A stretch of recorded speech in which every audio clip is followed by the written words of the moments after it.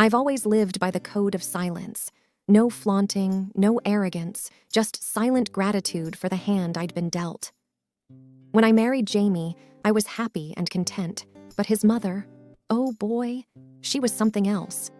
A whirlwind of skepticism and bitterness, she accused me of being a gold digger, only after Jamie's wealth, which, honestly, wasn't that much to begin with.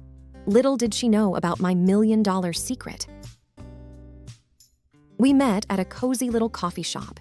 He, with his warm smile and nervous energy, me, buried in my books and black coffee. "Can I buy you a coffee?" he asked, flashing a bashful smile. I'm Jamie. That's how it all began.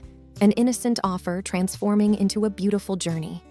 He proposed 2 years later, in the same coffee shop, with the same bashful smile. I said yes with tears in my eyes, and we danced under the stars, feeling like the only people in the world. However, our happiness had a shadow. Jamie's mother, Mrs. Thompson, never liked me. She was convinced I was after his money, whispering snide comments whenever she thought I couldn't hear, raising her eyebrows at our love. "I've seen your kind before, preying on unsuspecting, kind souls," she'd hiss. One day, after an awkward family dinner, I'd had enough. "Jamie," I said with more firmness than I felt, "I can't keep dealing with your mother's accusations and snide remarks." Jamie, ever the pacifist, would just sigh, saying, "She's old, set in her ways. Just ignore her." Just ignore her? I would think to myself. She's making my life miserable. But I loved Jamie too much to let his mother get in between us. So I decided to have a little fun, a little revenge to get back at her for her unjust accusations. It was time Mrs. Thompson knew she wasn't the only one who could play games. My secret, you ask? I was a self-made millionaire. A successful software engineer, I had developed a program during college, which I sold for a hefty sum. The money was in a separate account, a detail I chose not to share with Jamie or his family, wanting to be loved for who I was, not for my bank balance. So I hatched a plan. I decided to act like the gold digger Mrs. Thompson accused me of being. I splurged on lavish gifts, extravagant holidays, and 5-star restaurants, all on Jamie's moderate salary. We were living the high life, or so it seemed. Jamie was confused but delighted, thinking we were spending my savings. Mrs. Thompson's sneers grew more pronounced, her comments more acidic. "I knew it! She's spending all your money!" she would sneer at Jamie. "You'll be left with nothing, mark my words." Jamie was bewildered, worried, but I would always reassure him, "Don't worry, I have it all under control." All the while, I secretly replaced every penny spent from my own account, ensuring Jamie's financial security was never compromised. Mrs. Thompson grew more furious, her accusations more frequent. Her suspicions were seemingly confirmed, and she was more than happy to tell the whole world about her gold-digging daughter-in-law. One day, she sat us down, her face a mask of seriousness, and said, "Jamie, I cannot sit back and watch her ruin you. I am cutting you off. You will not receive a penny more from me. Let's see how she stays with you when the money runs out." Jamie was a mix of confusion, anger, and embarrassment, his face turning various shades of red. "Mom, how can you say such things?" he stammered. "She loves me." "Oh, really?" she replied, eyebrows raised. "Let's see how long she stays when the money is gone." The stage was set. My seemingly frivolous spending continued, and Jamie's anxiety was reaching a peak. "What if we run out of money? What will we do?" he'd whisper at night, his voice laced with worry. "Trust me," I would say, squeezing his hand. "Everything will be all right." My secret was still safe, and the time to reveal it was drawing closer. Mrs. Thompson was in for the shock of her life. I could hardly wait. I spent days meticulously planning the grand reveal, my heart racing every time I thought about the look on Mrs. Thompson's face when she would find out the truth.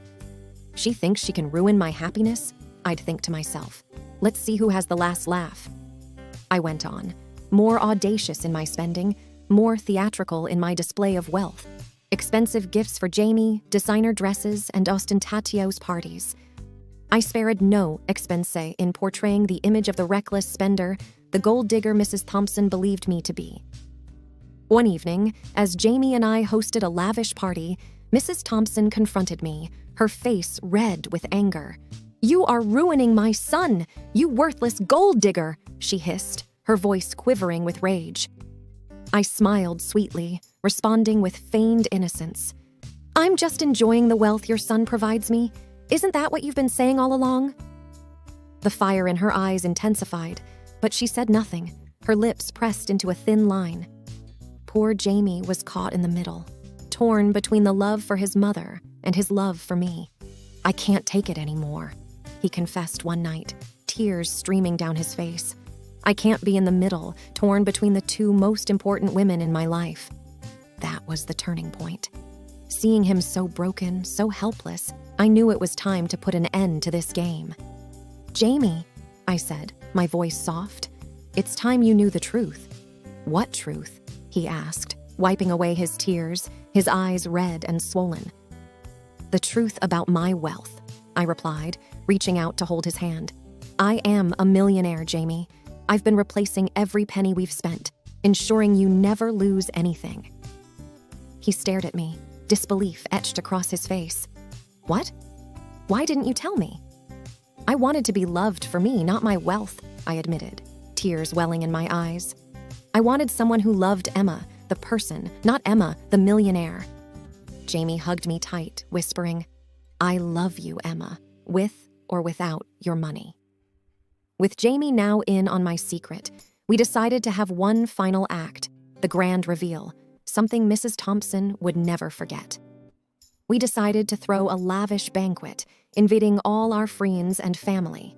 Mrs. Thompson was, of course, the guest of honor. On the day of the banquet, the air was charged with anticipation. I wore my most extravagant dress, diamonds glittering at my throat. Jamie looked handsome in his suite, his eyes sparkling with mischief. As we stood at the podium, the room silent in anticipation, Jamie began. "Ladies and gentlemen, we have gathered you all here for a special announcement." All eyes were on us, the room buzzing with whispers. Mrs. Thompson sat in the front row, her eyes glaring daggers at me. Finally, the day of reckoning has arrived, she must have thought, believing her son was about to announce his separation from the gold digger. Taking a deep breath, I spoke up.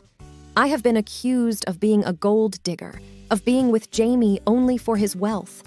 The whispers grew louder, the air more tense. Jamie squeezed my hand, whispering, "It's time." My heart raced as I prepared to drop the bombshell, to expose my $1,000,000 secret to the world, to finally have my revenge on Mrs. Thompson. The air was heavy with anticipation, the silence deafening as I began to speak. "But today," I continued, my voice steady despite the racing heartbeat, "I want to reveal a truth that has been hidden since the day Jamie and I met." I could feel the air thicken with curiosity, eyes wide and expectant. "I am not the gold digger as I've been so vehemently accused of being," I stated, locking eyes with Mrs. Thompson, whose face was now a palette of confusion and surprise. "In fact," I paused, relishing the moment, "I am a self-made millionaire. My wealth exceeds that of the Thompson family." A gasp rippled through the room, a cacophony of whispers following. Mrs. Thompson's face went from red to white, shock and disbelief mingling in her eyes. "I have been playing along, acting the part of the frivolous spender, the gold digger," I continued, "because I wanted to expose the prejudice, the judgment, the condescension that came my way, primarily from Mrs. Thompson." Jamie stood by me, his hand squeezing mine, his face a mix of pride and love. He addressed the crowd. "I am ashamed that my own mother could think so lowly of the woman I love. Emma is a remarkable woman, self-made and successful, yet she chose to be with me, to share her life with me." I could see Mrs. Thompson squirming in her seat, her face a mask of humiliation and regret. I had dreamt of this moment, rehearsed it 1,000 times in my head, but the satisfaction was sweeter than I had ever imagined. This was it, I thought to myself. The truth is out, and the tables have turned. Mrs. Thompson stood up abruptly, her voice quivering. "Jamie, is this true? Emma, is this some sort of sick joke? No, Mother, Jamie replied sternly. It's the truth. A truth that Emma kept hidden to protect our relationship, to protect me. And me? Mrs. Thompson asked, her voice breaking. You never gave her a chance, Jamie retorted, his voice laced with disappointment. You judged her, accused her, tried to turn me against her. Mrs. Thompson faltered, at a loss for words. The room was buzzing, a mix of shock, admiration, and curiosity. Friends and family came forward, congratulating us, expressing their astonishment at the revelation. Questions and congratulations poured in, but my eyes were on Mrs. Thompson, who sat there, her head bowed, a picture of defeat and regret. I walked over to her, my heart heavy with mixed emotions. Mrs. Thompson, I began, my voice soft. I never wanted to hurt you. I just wanted to be accepted for who I am, not for my wealth or lack thereof. She looked up, tears brimming in her eyes. I am sorry, Emma. I was wrong about you. Her voice broke, the words barely a whisper. It was a moment of triumph, but it was also a moment of reconciliation. I had proven my point, had my revenge, but it was time to mend fences, to build a relationship that had been tarnished by prejudice and accusations. I hope we can start anew, Mrs. Thompson, I said, extending my hand towards her. Not as enemies, but as family. She took my hand, her grip firm, her eyes filled with tears. I would like that very much, Emma. The festivities continued, laughter and joy enveloping the room. But my mind was elsewhere. The revelation had sent shockwaves through the assembly, leaving a mix of admiration and awkwardness in its wake. I found myself surrounded by a throng of well-wishers, their praises and congratulations echoing in my ears. But my thoughts were with Mrs. Thompson, with the newfound truce, the possibility of a fresh start. As the night wound down, Jamie and I stole a quiet moment together, away from the prying eyes and incessant chatter. He wrapped his arms around me, his eyes searching mine. Emma, I am so proud of you, but I can't help but feel a pang of guilt. Guilty? Why? I questioned, my eyebrows knitted in confusion. I never stood up for you, never defended you against my mother's accusations. I let her tarnish your image, question your intentions, he confessed, his voice laden with remorse. You did what you thought was right, Jamie, I reassured him, my hand gently caressing his cheek.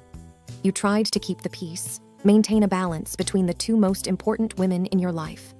It doesn't justify my silence, my complacency, he argued, his gaze unwavering. I should have been your pillar, your defender. You were my strength, my support, I reminded him, my voice tinged with emotion. You believed in me, trusted me, and loved me unconditionally. That's all I ever needed. He pulled me closer, his lips meeting mine in a tender kiss, a silent promise of love and commitment. But reality soon intruded, pulling us back to the whirlwind of celebrations, to the myriad questions and curious glances. How did you amass such wealth? Why did you hide your fortune? The queries were relentless, the fascination unabated. I made smart investments, I replied, maintaining a facade of nonchalance. I had the good fortune of having a sharp mind for business and finance. But why hide it? Persisted an aunt, her eyes wide with intrigue. I didn't want it to define me, I answered, my voice firm. I wanted to be loved for who I am, not for my bank balance. The respect in their eyes was evident, the admiration palpable. Mrs. Thompson, meanwhile, watched from afar, her face a canvas of conflicting emotions. I could see the regret in her eyes, the realization of her misguided judgments, her misplaced accusations. I never meant to demean her, I thought, my heart aching for the pain I had caused. I just wanted her to see me, the real me, without the shadow of wealth and privilege. As the celebrations drew to a close and the guests started to depart, a sense of tranquility settled over me. The storm had passed, leaving behind a rainbow of possibilities, a horizon of new beginnings. Mrs. Thompson approached us, her steps hesitant, her eyes moist. Emma, Jamie, can we talk? She requested, her voice laced with vulnerability. We sat down, the silence thick with unsaid words, unvoiced emotions. "Emma, I want to apologize," she began, her voice trembling. "I was wrong, so horribly wrong about you. I judged you, berated you, all based on my own prejudices and insecurities," she continued, tears streaming down her cheeks. "I let my fear of losing my son cloud my judgment, taint my perception." "I am sorry, Emma," she apologized, her gaze locked onto mine, pleading for forgiveness. "I hope you can find it in your heart to forgive an old woman's foolishness." "I have already forgiven you, Mrs. Thompson," I replied, my hand reaching out to hold hers. "I only hope we can move past this, build a relationship based on trust and respect." "I would like that, Emma," she responded, her grip tightening on my hand. "I would like to get to know the remarkable woman my son has chosen to spend his life with." The journey had been long, the road fraught with obstacles and heartache, but the destination was worth every step, every tear. I had sought revenge, yearned for vindication, but in the end, I found something much more valuable, much more enduring: acceptance, understanding, and the promise of a new beginning. The air the next day was different, lighter, like the weight of years of misunderstandings and accusations had been lifted. The sun seemed to shine a little brighter, the birds sang a little sweeter, and the world felt anew, ripe with the promise of redemption. As Jamie and I walked through the garden, hand in hand, the atmosphere was tinged with a newfound sense of harmony, a symbiosis of souls. "Emma, do you think my mother will change?" Jamie pondered, a hint of uncertainty in his voice. "I believe people can change," I mused, my gaze fixed on the horizon, especially when they realize the error of their ways. A flicker of hope danced in Jamie's eyes, a silent prayer for reconciliation, for healing. "I hope we can become a family, a real family," he whispered, his voice tinged with longing. "I hope so too," I agreed, squeezing his hand reassuringly. "But it will take time, effort, and a lot of patience." Days turned into weeks, and weeks into months. The path to reconciliation was slow, laden with hurdles and setbacks. But the commitment was unwavering, the resolve unbroken.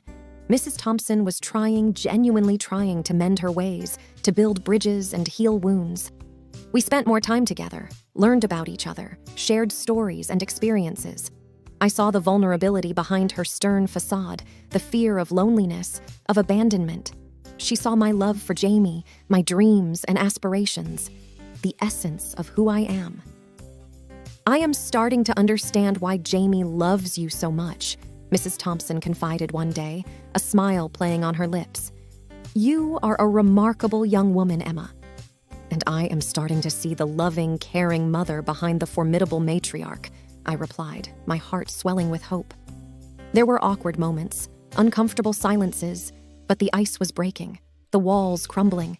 We were learning to see each other not as adversaries, but as allies, as family. "I never thought I'd say this, but I am glad you are a part of our lives, Emma," Mrs. Thompson admitted one evening, her eyes moist with unshed tears. "I am glad to be here, to be a part of this family," I responded, a warmth spreading through my soul. Jamie watched the unfolding camaraderie with a mixture of disbelief and joy, his heart dancing to the rhythm of newfound connections, of love and acceptance.